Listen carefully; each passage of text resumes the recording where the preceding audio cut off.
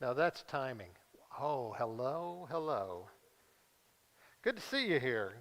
Glad to be here. Won't you be my neighbor? Let's see. I'm confused. I watched television or something. We're going to be in Matthew 7 this evening, aren't we? Yes, sir. Yes, sir, we are. Glad you're here. I was with a couple of the elders, or I would have been here quicker. Could have told you some wild story or something and entertained you, put you to sleep for a little while. Glad you're here this evening. You're looking good, looking good. It's been a rainy day, hasn't it? Josh, did you move the speaker stand? What kind of deal is that? Good. Am I on the camera? Did you put me where they can't see me? Good. Glad. Come on in, make yourselves at home, and we're going to be looking at number 7 in our series of spiritual maturity in the part of it we call the processing or process steps. That may not be the best way to describe it, but it's the process, taking step by step as we move along, and I think that's where we are. You know, whether we're young or old is immaterial. We're always in process.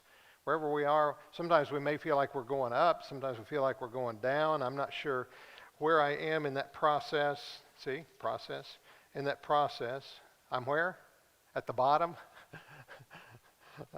Something like that. You know, when you make those kind of comments, they're only good if I can hear them. Yeah, right.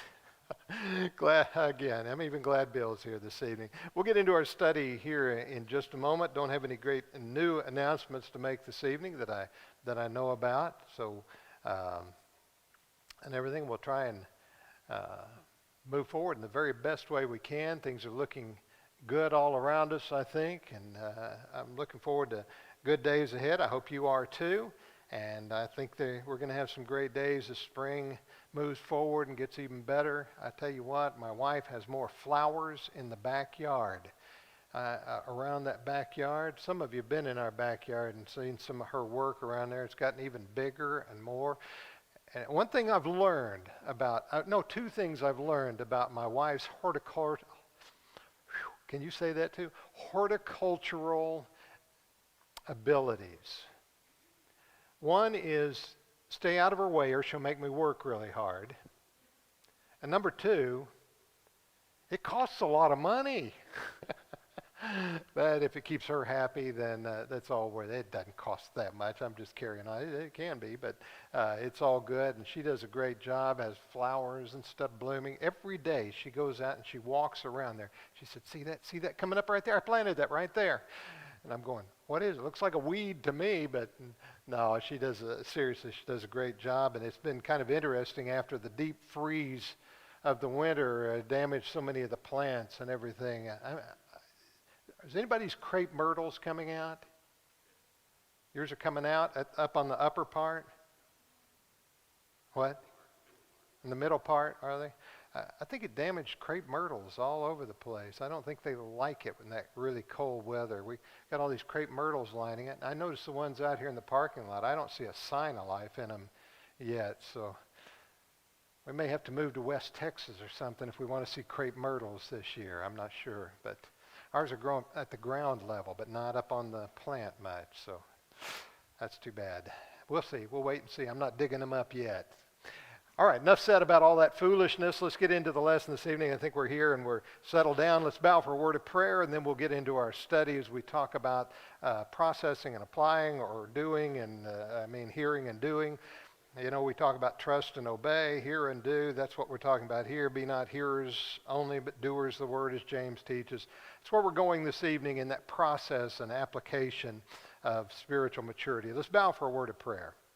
Again, Father, as we endeavor to study together, we pray that as we draw from your word, we can find the things that we need in our lives and have the sight to be able to see where they apply and how to apply them. Help us to see that clearly and help us to apply these things in our individual lives and our work with one another. Help us, Father, to be the people that you know we need to be, that you want us to be, and that we can be. Help us to see where we can be better. Help us to improve and grow. And Father, we pray that we may always be the ones who are doing your will, and that we can be truly that light that Jesus talked about. That we can be the light in the world round about us. Help us to have the courage of our conviction, our faith, as we grow together and as we grow in your sight. Forgive us when we fail, when we sin, when we are in error. Help us to see always what is right. In Jesus we pray. Amen. All right, we're going to be in Matthew chapter 7, the latter part of the 7th chapter of Matthew, which we typically reference as, well, I guess I need to move forward in this, don't I? Okay, there it is. I can see it, the eyes in the back of my head.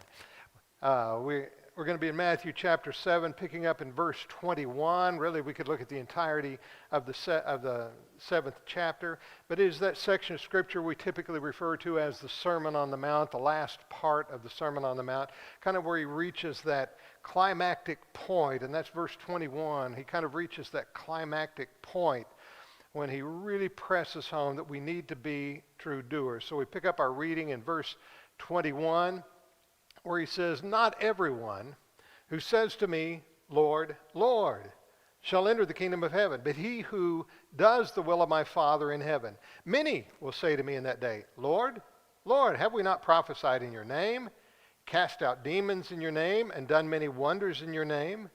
And then I will declare to them, 'I never knew you. Depart from me, you who work or practice lawlessness.' Therefore, whoever hears these sayings of mine and does them, I will liken him to a wise man who built his house on the rock. And the rain descended, the floods came, and the winds blew and beat on that house. And it did not fall, for it was founded on the rock.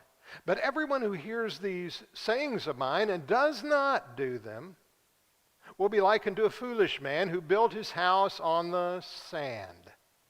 And the rain descended, the floods came, and the winds blew and beat on that house. And it fell, and great was its fall." As you know, that's pretty much the end of his message. And the people that listened to him were astonished at his teaching. I want us to look at it now from a little bit of a perspective as we think about it and the alignment that it has for our individual lives or our personal lives. Last week we looked at the idea of seeking understanding, of drawing understanding. Adding to that, we come to the point of taking the understanding or the words that were given, put them into process in our lives, and that means hearing them, thinking on them, understanding them, and then putting them into practice. That's the application, applying them in that regard. I was looking for a good image of application earlier, and all I could get was college applications and pictures and so forth that I was looking for. I thought that's not what I'm looking for. So, but the idea of applying, putting it into our lives, putting it into practice, using it in the best way we possibly can. And that can be a very individual thing, but there will be similarities in the process for any of us in that regard. But we begin with the understanding, then we come down to processing and application, and that's where we are this evening. In that line of thinking, I want to tell you, I believe, so this is my belief, and I think it's borne out here in what Jesus has to say. There are two kinds of people. Generally speaking, we would say there are servers and receivers. I would put that in quotation marks. Oh, I got ahead of myself here. I would put in quotation marks, not in quotation marks, in parentheses, is what I meant. In parentheses next to that, that's givers and takers. Now, not everything about being a taker, you might think, well, being a taker is bad. No, we need takers. If all you got is givers, what are you going to do with what all you're giving? You got to have somebody that takes. I think we all understand the process of giving and taking, and we all find ourselves in one position at one time or another. But when we talk about the general concept of our lives, do we find ourselves as people who are ready to be givers? There are people that all they ever want to do is take, is to receive, to have something given to them. I don't think even the best givers find themselves in a position where they position where they don't need somebody else. And so we all become receivers in that regard, and definitely we all need the grace of God as we deal with it. But generally speaking, we can categorize people into being givers and takers, or servers and receivers. Just guess which group's bigger. I'm not going to go there. Just guess which group you think's bigger. Woo, man, I think it's far larger on one side than the other. If we apply that to the spiritual world, we are talking about those who don't necessarily do what they know to do, and those who do what they know to do. You see, there are many people who know and have a lot of information. They can turn to the Bible. They can show you things in the Bible. They can quote from the Bible. They have some recognition of God and His will and His Word, but don't necessarily put it into application. There are some that put it partially into application. There are some who are maybe good at going to a church assembly, but they don't know how to put it into practice, or don't actively put it into practice in other portions of their life, their work life or family life or the such. So there are those who don't necessarily do what they know, or sometimes even claim to do. And there are those who are always seeking to absorb and understand and are constantly considering, how can I do what I know I'm supposed to do?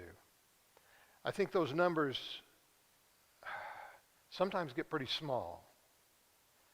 I think all right, just going to put a judgment on this, a judgmental thing. I think we live in a time where it's the numbers of people who want to do what they know what to do is diminished. I don't know how it compares, but it's diminished in many respects. I'm not sure.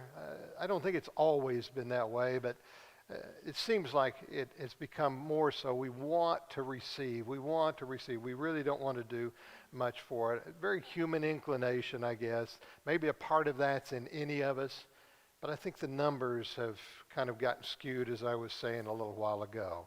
So we talk about the two kinds of people, and we see that drawn out in what Jesus has to say here, where he talks about the people who build one place or build another, helps bear out that illustration in that regard. And we'll come to that in just a few minutes. But notice where he begins in this. Not everyone who says to me, Lord, Lord, will enter the kingdom of heaven. In other words, not everybody who just addresses me and kind of recognizes who and what I am. What it reminds us when he says not everyone is that there are some built-in restrictions or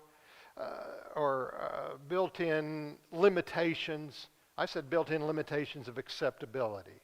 In other words, it's not just a conglomerate, I'm okay, you're okay, everybody's okay. Jesus is pointing out there are some limitations when he says not everyone. So there are some boundaries, there are some limitations. Regardless of what we hear anywhere, there are some boundaries and some limitations within this. Not just everybody is going to just immediately be included in this. So Jesus has something in mind. And as he addresses it, he tells us a couple of things pretty quickly. Lip service is not enough. Just acknowledging is not enough. That's what I mean by lip service. Anybody can offer lip service. Anybody can tell you they love you. But do they really love you? We don't know that from the lip service. That's nice. We like words. Words are great, but words have meaning, and do we bear up the words? Another place Jesus says, why do you call me Lord? And you know the rest of that? And not do the things I say. In other words, don't try to call me Lord if you're not going to do the things I'm saying. And so here he says, not everyone that says to me, Lord, Lord, will enter the kingdom of heaven. The other end of that is that good deeds in the name of God are not enough. So we've got two categories that are not acceptable. One, it finds itself saying the right things. Another finds itself maybe even doing good things. But neither is good enough. Neither is what is involved. You can, and I know saying something is doing, but doing good deeds. I think perhaps we have found a time where people measure their spirituality according to good deeds that are done. Is there something wrong with good deeds, Russ? Let's all shake our heads. No, nothing wrong with good deeds. Notice what he says. Many of you will come to me in that day, will say to me in that day, Lord, Lord, have we not prophesied in your name? Is that a good thing? Taught in your name. Yeah, that's a good thing. Cast out demons. Now, I've got a few people I'd like demons cast out of. Oh, no, that wasn't nice. Wasn't appropriate, was it? Anyway, cast out demons. Is it good to rid people of serious issues and problems and hindrances? Yeah, that's a good thing. Cast out demons. If we could do that kind of thing, that would be all right. In your name. Have we done many wonders in your name? Marvelous things that get people's attention. Have we done it in your name? Anything wrong with those things? The answer is no. You can shake your heads this way. No. Nothing specifically wrong with those things. That is not the problem. But he points at him and he says, in this case, when I will declare to them, when they come to me and say, didn't we do this? I will declare to them, depart from me, I never knew you, you who work or practice lawlessness. Interesting statement. It gets down to the final note in here, prescription behavior. You know, if a doctor gives you a prescription, what are you supposed to do? Take it, follow it, and they'll get on to you if you don't follow it all the way to the end, too, because that's right. They want you to do it exactly. If you're supposed to take that pill 3 times a day, don't take it 4. Take it 3 times a day, and so forth. Blue, I'm sorry, go ahead. Oh, okay.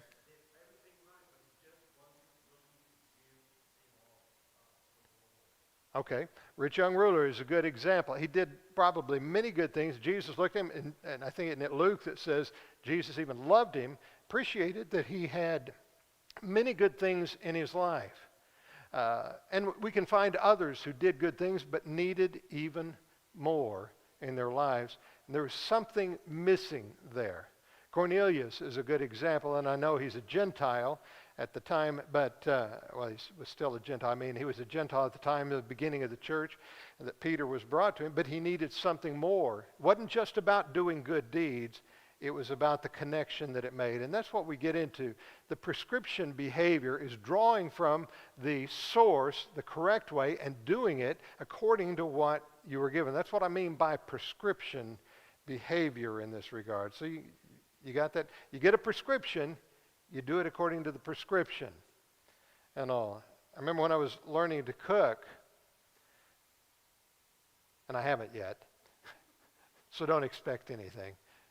I mean, there are more guys have died from eating my pancakes on men's breakfast than anything. But seriously, when I was learning to cook, you know what my mother would tell me? She said, go get that cookbook that's right up there. And I would go get out either, one of her cookbooks that she had. More often it was the Better Homes and Gardens one, I think. Isn't that it? Or it was Good Housekeeping. Whatever that is, that red one with the plaid on it and all that, whatever that is. You get out, and she said, there's a recipe in there for some so-and-so, whatever she wanted me to cook. I can't remember which one that was. I know Paula's got, I think she's got my mother's copy of it too. And on she get out, she said, look at that. I said, this one? She said, yeah. I said, do that. Made some biscuits one time from it. And I forgot what I forget now what I forgot to put in at the right time. Those were the toughest, I put it in late. Those were the toughest biscuits. I tell you what, I'm still chewing on one of those today, I think. If you don't follow the recipe, the prescription, the order that's given, the things that are instructed, it doesn't get you where you want to go. I think if you're a cook, you know exactly what I'm talking about in that regard. And some of you are far, far, far better at that than I am. And over time, you begin to learn what you're supposed to do and how you're supposed to do it and the realms within it. But he says not everyone. So there are basic limitations that are laid out there for us in that regard. He adds into that then the question that some come to him and say, but Lord, haven't we done things? Haven't we done things? Well, it gets into we can be self-deceived or deceived by others if we want. And the admonition is, don't be deceived. Because part of the problem with the good works is they can lack in character. By that, they can lack in the heart of involvement. Because we're reminded then here, and of course, as I mentioned, 1 Corinthians 13, that motive and source are absolute for effective good works. In other words, why are you doing this and where did you get the information? What brought you to do this? In the first 3 verses there of 1 Corinthians 13, you may be reminded. It says, if I do all these good things but have not love, what does it say? It profits me nothing. Somebody else may benefit from your good works. You know, you give somebody a $20 bill. You know, you got somebody on the street, you give them a $20 bill because they're standing there begging for money, and you give them a $20 bill. Don't give them that much. Give them seriously, give them a $20 bill. Does that $20 bill benefit them? Hopefully, yes. Yeah, it should. They can go get a meal. You know, you can almost buy your breakfast at McDonald's with that. It benefits them. They got $20 in their pocket. But what if you didn't want to give them the $20? Not really. You were just doing it just to get rid of them. You know, you just felt obligated. You thought people are watching. You know, okay, I'll give you $20 and go about it. And you give them the $20. Does that $20 still benefit them? Just as much as it would have otherwise. Where's the difference? The person's heart, you yourself. That's exactly right. The person's heart, you yourself. That's the point that's being made here, and that's the point that's being made in 1 Corinthians 13 as well. You can do the right thing, but if you don't do it with the right reason and the right purpose, the right motive involved in this, then it does not do for you. And that's a very important aspect of what we do. Now, am I saying you should never do a good deed if you don't want to do it? Am I saying that? Shake your head this way. No. Go ahead and do the good deed even if you really don't want to do it because somebody else benefits from it in that regard. So that has nothing to do with what I'm saying here. We're talking about your personal development. So where does Jesus go with that? He's been pretty straightforward. That's pretty tough teaching, straightforward through verse 23, and of course he says, depart from me, you who work lawlessness. And well, if we got time, we'll get back to that word lawlessness in just a little bit. But he then gives that familiar illustration. I told it when we stopped at Brahms a while ago and eating. They were talking about what they're teaching in their class over there, and it's a whole lot more interesting than in here. So you may want to be in that class next week. Whatever I forget what they said they were teaching. That was how closely I was listening to what they were doing over there. But I said, well, in our class, we're talking about the wise man built his house on the rock. And Mandy said, are y'all going to sing it in your class? And I said, no. You can do it on your way out tonight. It goes like this. The wise man built his house upon the rock. Everybody knows that song? Okay, we'll not sing it tonight. We'll leave it alone. But I could do it better than that, Bill, I promise. But I said that because that's the story that Jesus tells, and that's where the song comes from. He draws his illustration. As we pointed out in recent lessons, Jesus was big on using illustrations to which people could relate, parables, if you will. And so he draws an illustration in these verses that follow, because it's about hearing and doing, hearing and not doing. So we look at the idea of hearing and doing, and I kind of turn it backwards for us, but to hear and to do, and to hear and to not do. So to hear and to not do, he describes us being foolish. It's foolish behavior. And he uses the illustration of trying to build your house on sand.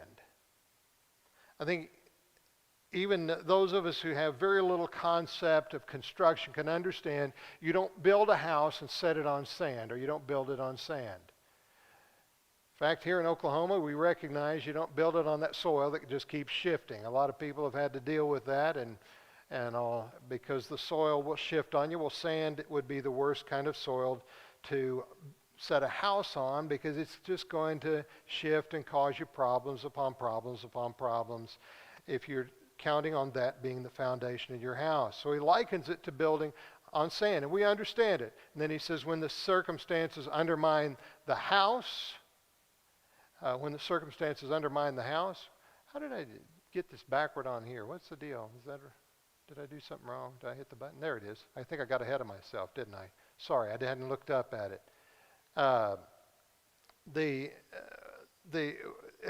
When things come along that will undermine the foundation, he says the fall will be great. And he doesn't mean, oh man, that's great. He means it will be total. It means it will be big. When he says great, he's talking about it will be big. It's not just this little shake and we're going to go get some rods and sink them down to bedrock and hold it up some more for a while longer. That's not what he's talking about. He says it's going to collapse. This is the big bad wolves in the house of straw and sticks, you know. That's what we're talking about here. When the wind comes, it's going to take it down. The contrast to that, of course, the rest of the story is to hear and to do is considered to be wise. It's likened to building the house where you've got a real secure foundation under it. I remember very well when I was became a student in college, and the president was talking about, as we had an introduction class, the president taught that class, and he was talking about the building of one of the most recent buildings on campus at that time, and how they had sunk the piers. I believe he said it was 34 feet, if I'm not mistaken. 34 feet, the piers under that building went 34 feet to hold up the building. There's no basement in the building, but the piers on which that set so that it would be solid. He said when everything else in this campus falls down, that one will still be there. I don't know whether he's right about that or not. He's not alive anymore, so he went down, but the building is still there. But he said that way that building was secure. And it took going that deep to get it to where it would truly be solid from the ground that it was sitting on, I guess. So anyway, I thought that was kind of interesting in that regard. I didn't know much about anything, still don't, but the idea of putting it on a secure foundation, that's what Jesus said. When you build it where you got the rock that is stable, the stable place, a secure foundation, then it will be secured, or it will hold up in circumstances that would have caused it to fall otherwise. When you've got that under it, it's not going to fall when the winds and the waves, they can beat on it, but they can do some damage, but they will not cause it to fall. I think any of us recognize when storms are what they are, sometimes you can do a lot of damage to a place that can be fixed pretty easily.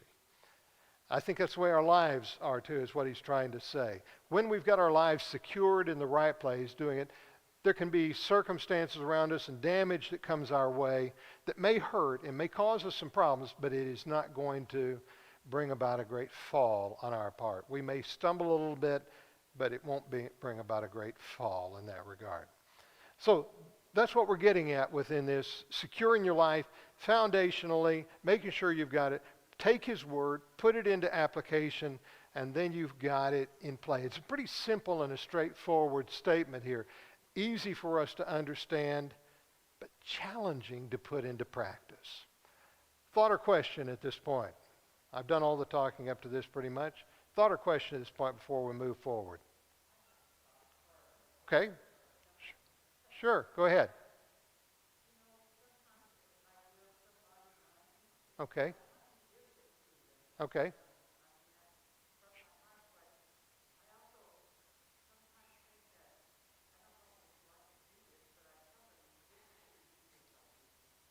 Okay. No, I think what you're talking about is you have a heart to give something. You can't always judge what somebody's going to do with something you give to them, something you do for them and everything.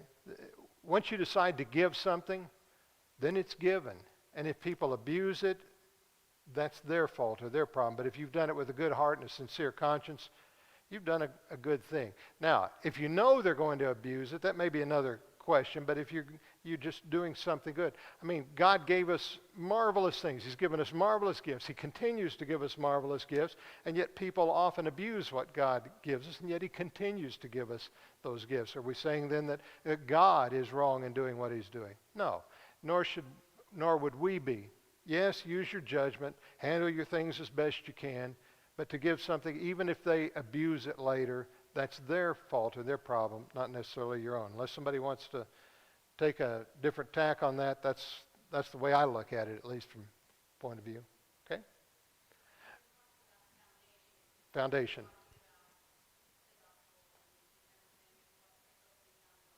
Yes, ma'am. Absolutely.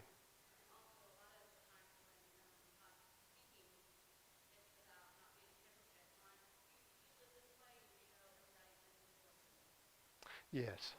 Yeah, it's just, here's your foundation. I give you my words. They are His. They are Him. We're building on Him and the instruction that He's given us. That's our foundation. You go to another place, it talks about Christ and the apostles, and Christ the chief cornerstone of that foundation. And we build up on them, the instructions that we're given that's founded squarely upon Him. And then it's up to us to continue in our practice and put that in there, our knowledge and everything we can in that regard. Very good point, Amber. I appreciate that. All right. Questions then. Question number 1. This is going to be on the final exam. For what reason would anyone claim the Lord and not really follow Him? Why would somebody claim the Lord and not really follow Him? Why do that?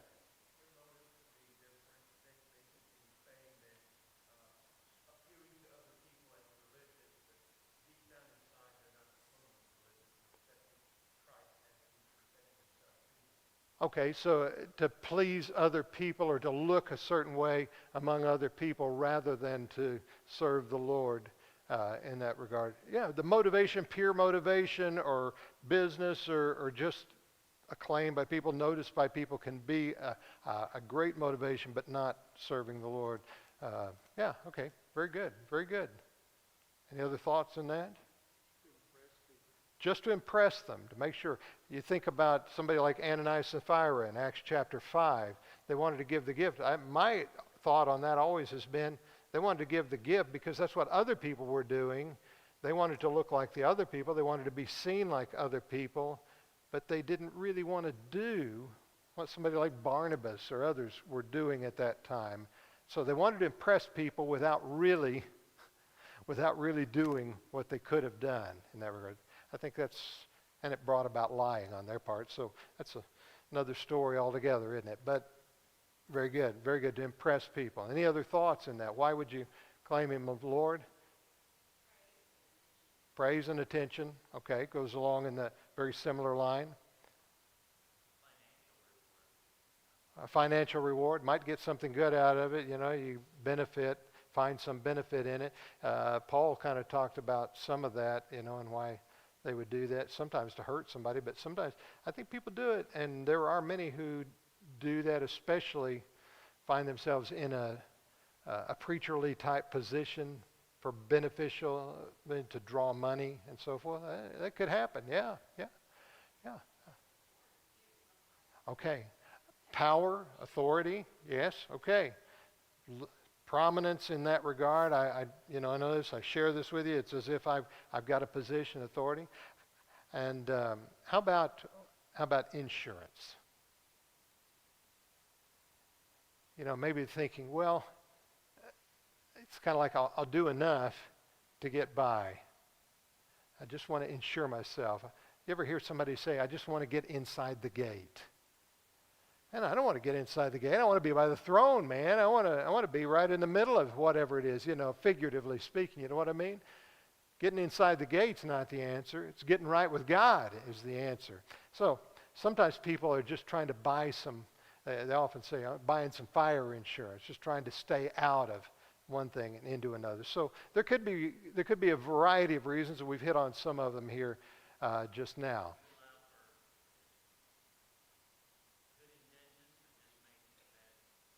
Okay, very good. Had good intentions, but just maybe didn't have the follow through. Okay, yeah. I think, and sometimes people have a good start, they think good, or they whatever, and they have good intentions, but it just didn't quite get them there. Okay, good point. Thank you. That's very good. Very good. All right, second question then. Second question. Many will say to me, in that day. What day is meant? Think about a final judgment day? Could be, could be, could be. Could it be also points of challenge, points of stress, points of recognition? When you're dealing with those struggles, you said you have good intentions at one point, and then you face up that challenge, and suddenly you're not quite there. And say, but Lord, didn't I? I don't think it necessarily, he may have been referencing ultimate or final judgment like he does in a few places otherwise, but it may not necessarily be that final point. It may be that point of where we're just wanting to be recognized. Lord, I want to be recognized. And what was his answer? Not doing what I ask you to do. You're not doing what you're instructed to do. You're doing what you want to do, but not what I want done. I think about that in terms of, one of the things of recent generations especially is to prepare that list when you're getting married. You prepare that list of all your wants. People go to the store and pull out that list and everything. And they say, well, I don't want to buy anything on here. I want to buy them what I want to buy them. And they go out here and say, I know they want pink towels, but I'm going to buy them green polka dot towels. Doesn't go with anything they've got, but I'm going to buy them that anyway. Now, that's probably not a very good illustration. I'm not saying that you shouldn't buy somebody what you want to buy them. But if somebody tells you, I want this, and you say, I'm going to buy something else because this is what I want to buy you, that's not generosity. That's selfishness. Think about that. Because it's about what you want and not what the other person wants. Now, if you're a mother and you're doing it for your child, it's because what the child needs. That's what I was always told. But anyway, many will say to me in that day, didn't we do so-and-so? Well, Lord, you got to do that. I think sometimes we get in mind that we've got this balance thing going on. If I do enough good things, the undone good things or the bad things won't throw me off. I've done more good things, so that'll counterbalance the bad things I've done in my life. That's a foolish way to look at it. It's a foolish way to look at it. It's not a balance of the good and the bad. Maybe you've done 999 bad things in your life, but you turn it around and you do one good thing. Isn't that kind of what the 11th hour message of the workers in the vineyard was about, if you know that story? Picked up people all day long. They waited around. They goofed off all day long. The master comes in and says, why haven't you gone to work? Well, nobody got us. We'll go out for 1 hour a day, and they get paid the same thing as the guys that went in for the full day of work. I think that's kind of what we're talking about here. Anyway, we want everything to balance by our judgment. God says, no, it's about what I want. Anyway, we can go a long ways with that one. Final question, what day is meant? There could be all kinds of points, but he probably is referencing more of an ultimate or a final judgment in that regard. I think we've already touched on this. What is accomplished by a good deed done for the wrong reason? A person still benefits from it. Good enough, or somebody want anything else in that? Person still benefits, and maybe we learn a lesson even. Hopefully we do. Even when we do something we didn't necessarily want to do or do it for the wrong reason, maybe we learn something. But why does Jesus call such deeds, many of the translations, and mine included, New King James Version, calls it lawlessness? Do you ever consider yourself lawless if you're not doing exactly or something? Go ahead. At someone what? Towards sin? That's a good question. I would say both yes and no. Yes, because they're not doing right. Yes, all lawlessness is sin. But not all sin is necessarily lawlessness either, but that's another story. I put it to you this way. My wife reminds me from time to time she's a rule observer. I think she decides what the rules are, though. But she likes somebody to say, here's what you expect to do. 1, 2, 3, 4, 5. And I do that 1, 2, 3, 4, 5. That's her nature. Oh, that's what I do every day. I get up in the morning, I decide what she's going to do, and I write it down for her. And I tell her, here's what you're going to do today, and she better do it. And if you believe that, you're just, I've got a bridge to sell you later. But when we know what we're supposed to do and we don't do it, it is the equivalent of breaking a law. That's what he's saying.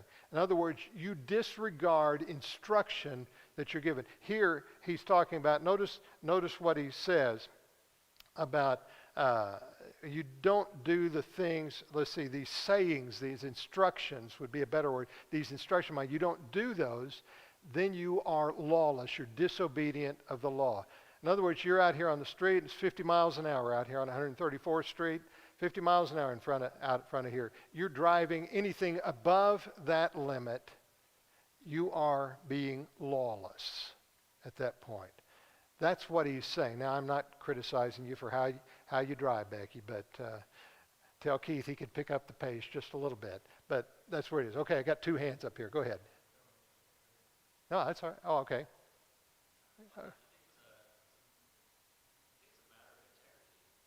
Good.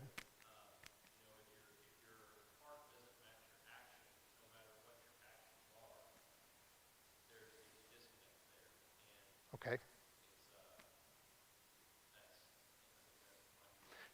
Good point. And I think that ties in well to what James says in talking about looking into the perfect law of liberty. And he uses the term law in that regard in the context of talking about disregarding some things while observing others in that regard. So, very good. Did you have something to add?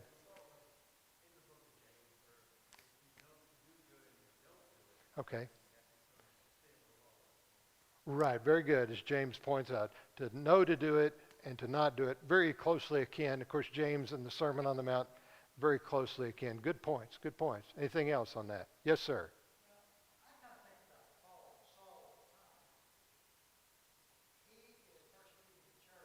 Okay. Right. Yes.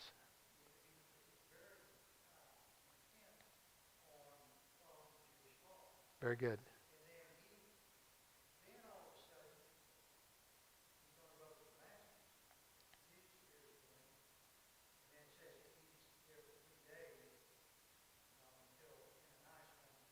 Right.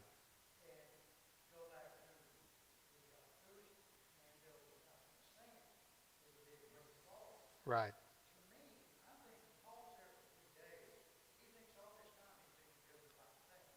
Okay.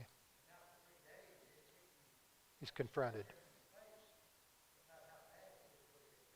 Okay. You make a good point. Saul of Tarsus is a good example in the transition that he makes in life. As he tells the king later, he tells him, he said, I have lived in all good conscience. In other words, I did what I thought was right.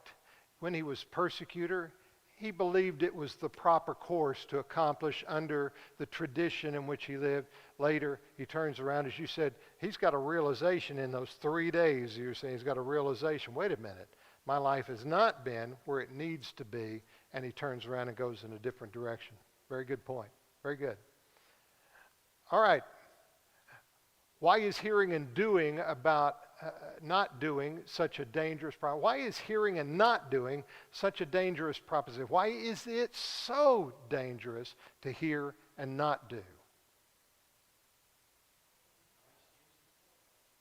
No excuses. What'd you say? You know you are. Yeah, right. Okay. When you know to do a thing and you don't do it, it's worse than not knowing it in the first place. Now, both cases you're still not doing, but when you know what you're supposed to do we expect a 3-year-old and a 12-year-old to have the same level of obedience? Do we expect a 12-year-old and a 20-year-old to have the same level of obedience? No, we really don't, because we expect levels of maturity to come as we move along. And I just picked those out at random. I wasn't picking on anyone, Becky. But the reality is we have levels of expectation.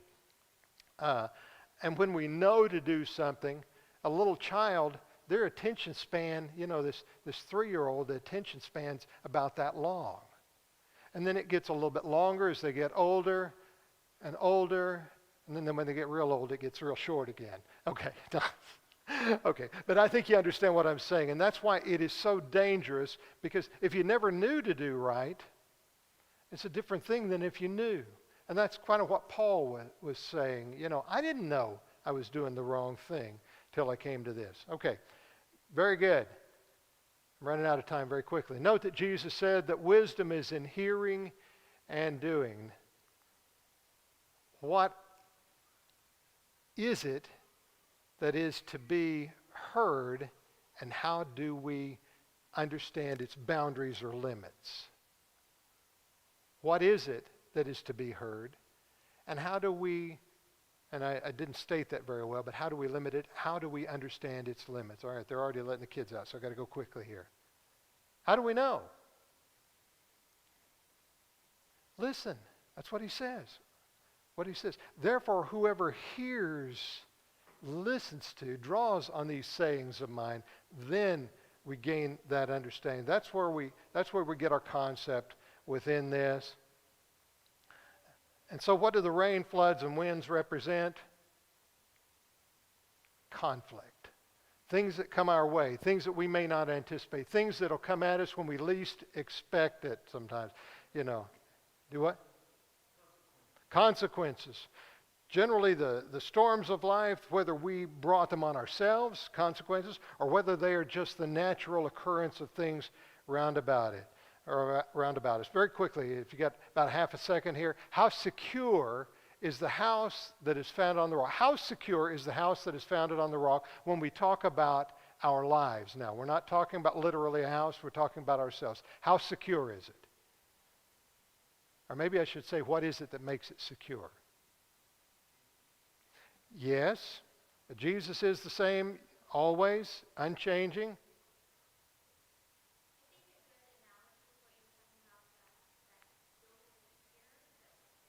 Okay. Okay.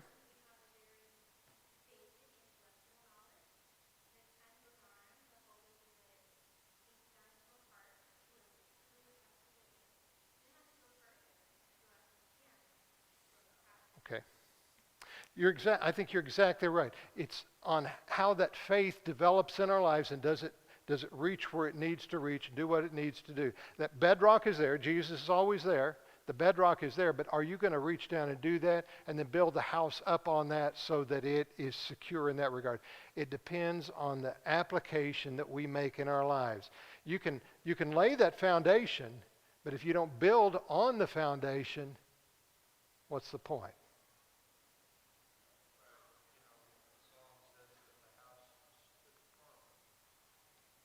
Okay.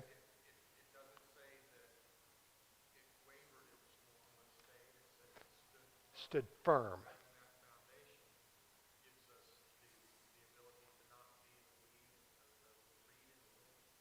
The reed in the wind. Very good. Yeah, let's see. James says, like the ways, whichever the way wind blows. Yes, that's the way it goes. Thank you very much. Very good thoughts this evening. I appreciate you participating with me in this, and all very simple, very straightforward, but yet challenging as we put it into application. Let's have a word of prayer. Father and God, again, thank you for the time that we could be together, and may the things that we consider together always bless our lives, benefit our lives, but above all, honor you and be a blessing to others round about us. In Jesus we pray. Amen. Thank you much, guys.